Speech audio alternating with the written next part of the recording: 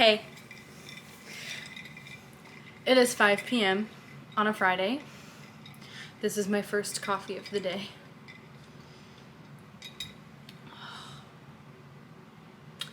But that's not why we're here. So, today we are going to be talking about my January OwlCrate, and I'm going to be unboxing it for everyone. I know it's been 2 unboxing videos in a row, and I don't really plan on doing that, just because, you know, how boring is it when you're at a party and you have to sit there and watch someone open gifts for 2 hours? No thank you. So, I plan on doing some other things in between. The video I had planned for last week got lost in the land of technical difficulties. My SD card got lost, and then my camera wasn't charged, and then I couldn't get the equipment to work with me. It was just like a whole mess. So I took a bit of a break last week, and we are gonna unbox the OwlCrate today. I don't remember what the theme is, so for those of you who are unfamiliar, OwlCrate is a book subscription service. I pay monthly. They have a yearly and annually, whatever every 6 months means, options as well. In each box they give you a book, a collectible pin. Last year they had a couple different collections that they did. They did some cover redesigns of classic novels. Here is the Pride and Prejudice that was in that collection last year, and there were 4 of them. There were also 4 bowls themed after 4 different regions of Middle-earth in Lord of the Rings. So there are a couple different things that they do, but most of the time they choose a theme, a book goes with that theme, and then there's some items in the box. You might remember last time I talked about Once Upon a Book Club and how I used to do that and how I decided I liked this better. This is really because the gifts in the box mean something to the theme, but not necessarily to the book, meaning that they're easier to place around my house and not be kind of like weirdly gift specific like a lot of the Once Upon a Book Club stuff is. So, here we go. So the theme for January 2023 is Courting the Fae. So this is the spoiler card. I'm not gonna look at it because I don't want to know what's in the box, but it comes with a spoiler card. And wow, it already looks like there's a ton of cool stuff in here. So here is, it's like a little, oh, it's a tape measure. How cute. So it's a little tape measure. It comes in this really pretty, like, almost like bronzy gold foiled packaging with this green as well. And it says, everyone in the forest waited with an indrawn breath, waiting for the taste of autumn. And that is inspired by an enchantment of ravens. So that's something that I'll have to add to my to be read list. I found that a lot of the books that these items reference I actually haven't read. So what I'll try to do is I will add them to my TBR or my wish list. So eventually I can catch up to them and kind of understand what's going on, which is actually how I got back into reading the ACOTAR series, which I'm almost done with. The next thing I'm gonna pull out is this. It looks like a tote bag. It is a tote bag. I'm gonna cry.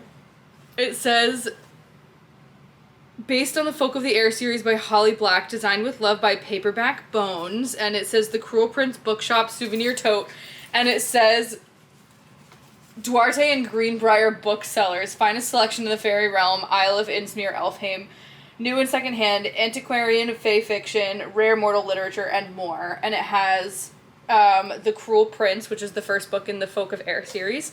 And then it has Alice in Wonderland, which has such sentimental meaning to the 2 main characters, Jude and Carden. And, like,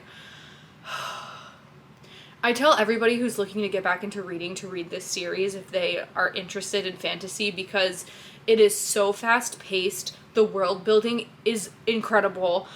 And I just love it so much. And who doesn't love a grumpy prince with a tail, you know what I'm saying? So Cute tote bag. So happy to have it, especially now that plastic bags are illegal in New Jersey, so yay. So great. So we have our tote bag, we have our little measuring tape, and then next is, so this is the pin collection, and the cruel prints just keeps coming. So it says Treasured Tomes, limited edition pin collection, The Cruel Prince, 1 of 12, January 2023. So every month, come on, focus, there we go. Every month there will be a new pin in this collection. And last year they gave me like a little thing to, like a pin banner to hang them all on. I don't see one yet, so we'll see. If they don't send one, I'll just have to find one. Ooh, and I'm dropping things. So this is the Cruel Prince inspired pin. Oh my god. Okay, this is amazing. I also collect enamel pins. It started with Disney pin collecting and trading, and I have a cork circle, I guess, that hangs on the wall in our stairwell with all of our family photos, and it has my pin collection on it, so maybe I'll just get another one of those. So it's a book with a crown and a sword through it, and when you open it, it has Jude and Carden here, and then it says Jude, Jude, Jude, Jude, Jude, Jude, Jude, over and over again, which, oh, just read the book, okay? Just do me a favor and read the book. So that's our pin for the month.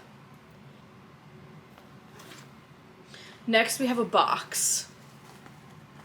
So it says Flora Faye travel mug, navigating court politics and bargains from dreamy and cunning Faye strangers without coffee. Sounds like an absolute nightmare. Use this travel mug to keep yourself caffeinated enough to survive the scheming of the Unseelie Court. Officially licensed and inspired by KJ Sutton's Fortuna Sworn series.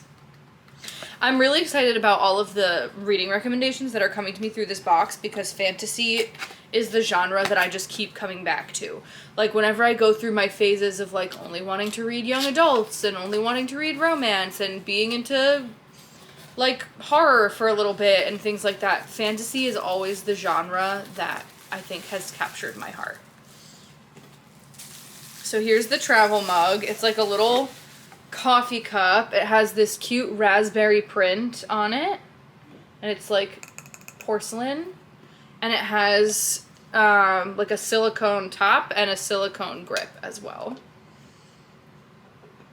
and it's cold because it's been outside.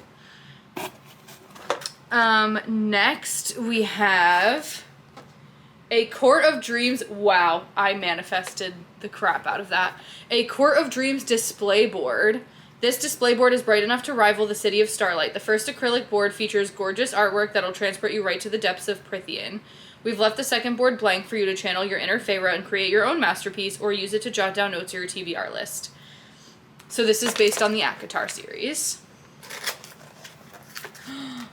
What? Oh my god.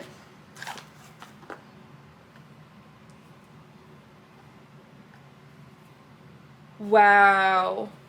Okay, so it comes with a white dry erase marker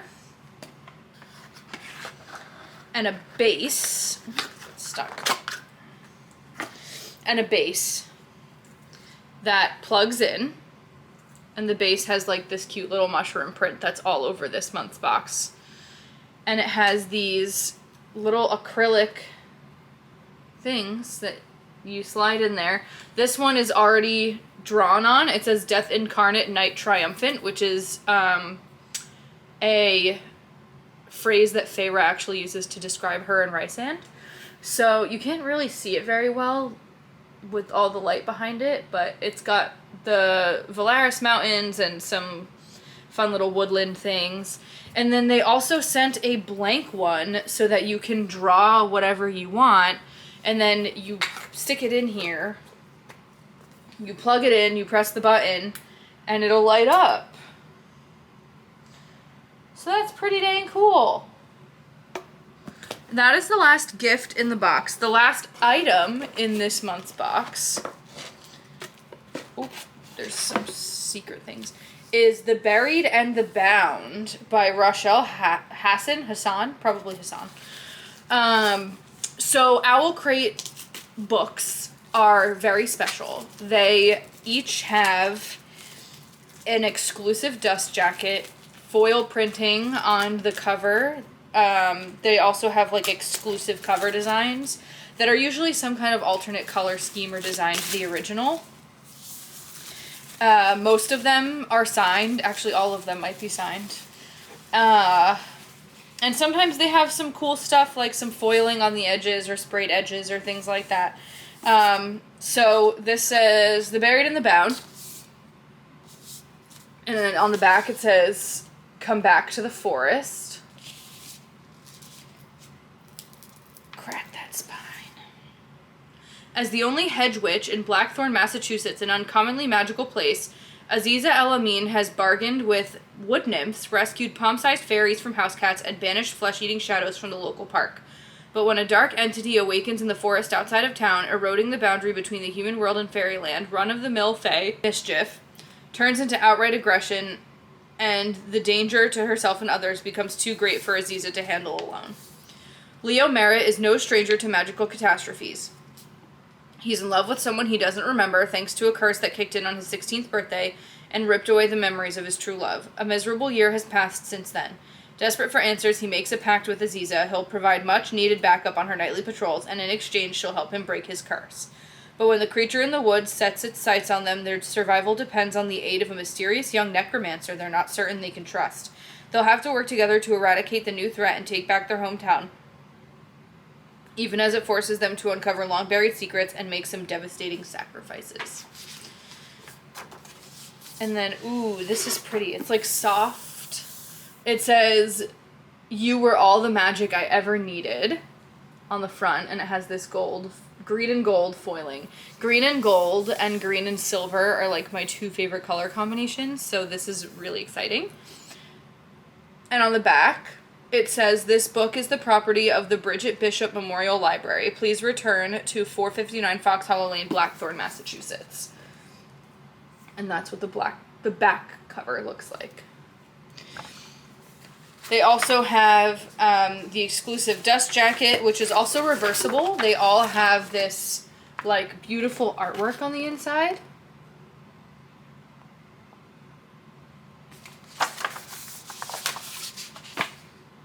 And I always take them off because I despise dust jackets. Inside was a special card that says, "You understand power, all living things do, all dead things too." And it has a QR code for some bonus content, and you can scan the QR to access an additional scene set after the book is over. And then there's also a little booklet. It has the logo on the front with the theme of the month and what month and year it is. Inside, there's a little interview with the author, some behind-the-scenes sketches, and then it recommends, if you like the book, so other things that you should read. The Cruel Prince is number 1, as it should be. There's interviews with one of the vendors who I think designed the cover art, the dust jacket art. OwlCrate always does a January photo challenge, or a box photo challenge, where they give you a couple different prompts that they want you to post on your Instagram or on your website or things like that. And if they like your photos, you can win a prize. I've never tried it, but maybe we'll change that. And they also have Owl Babbles set up, so a date that's not usually announced until after all the boxes have gone out, for you to meet the author virtually and have a discussion about the book.